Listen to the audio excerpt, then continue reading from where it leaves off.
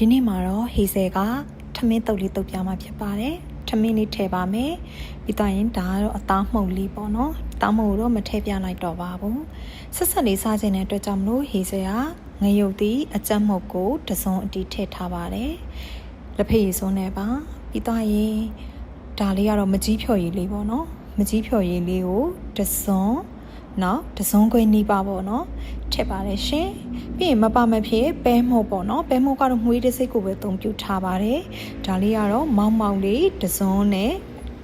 စုံဖြားလေးနဲ့ထည့်ပါတယ်ပြီးတော့ရင်တော့ပစွန်ကြောက်ပါပစွန်ကြောက်ကတော့ဟီဆိုတော့အကောင်ကွက်ကိုအိမ်မှာကြိတ်တာပေါ့နော်ပစွန်ကြောက်လေးကိုများလေးထည့်ပါတယ်နှစ်စွန်းတိတိပစွန်ကြောက်ကိုထည့်ပါတယ်ရှင်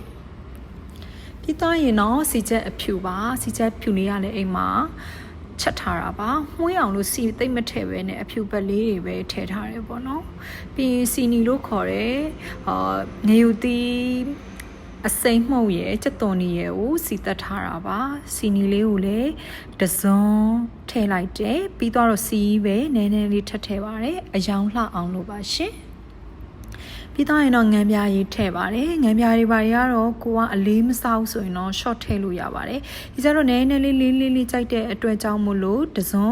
မရှိတရှိလေးပေါ့နော်ထည့်လိုက်ပါတယ်ရှင်ပြီးတော့ရင်တော့ဒီမှာလက်အိတ်ဆွတ်ထားရနော်လက်အိတ်ဆွတ်ပြီးမှတေချာနှံ့ဆက်အောင်လို့နေပါမယ်ရှင်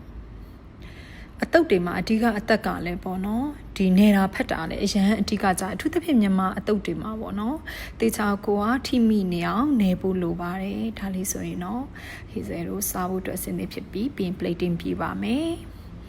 ဒါလေးကတော့ကြုတ်ကြော်ဖို့အတွက်